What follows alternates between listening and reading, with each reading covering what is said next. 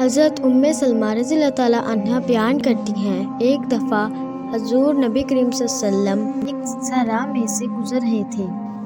کسی ندا دینے والے نے آپ صلی اللہ علیہ وسلم کو یا رسول اللہ کہہ کر پکارا۔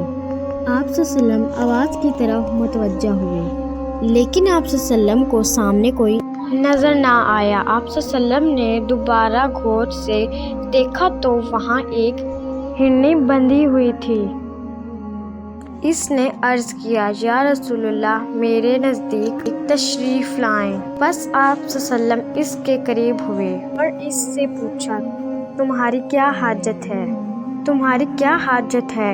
اس نے عرض کیا، اس پہاڑ میں میرے 2 چھوٹے چھوٹے نومولود بچے ہیں، بس آپ صلی اللہ علیہ وسلم مجھے آزاد کر دیجیے کہ میں جا کر انہیں دودھ پلا سکوں، پھر میں واپس لوٹ آؤں گی۔ آپ صلی اللہ علیہ وسلم نے پوچھا، کیا تم ایسا ہی کرو گی؟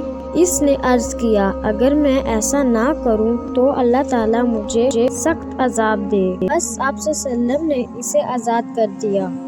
وہ گئی، اس نے اپنے بچوں کو دودھ پلایا اور پھر واپس لوٹ آئی۔ آپ صلی اللہ علیہ وسلم نے اسے دوبارہ باندھ دیا۔ پھر اچانک وہ اعرابی جس نے اس ہرنی کو باندھ رکھا تھا متوجہ ہوا اور اس نے عرض کیا، یا رسول اللہ، میں آپ صلی اللہ علیہ وسلم کی کوئی خدمت کر سکتا ہوں؟ آپ صلی اللہ علیہ وسلم نے فرمایا، ہاں، اس ہرنی کو آزاد کر دو۔ بس اس اعرابی نے اسے فوراً آزاد کر دیا۔ وہ وہاں سے دوڑتی ہوئی نکلی اور وہ یہ کہتی جا رہی تھی، میں گواہی دیتی ہوں کہ اللہ کے سوا کوئی عبادت کے لائق نہیں اور آپ صلی اللہ علیہ وسلم اللہ تعالیٰ کے رسول ہیں۔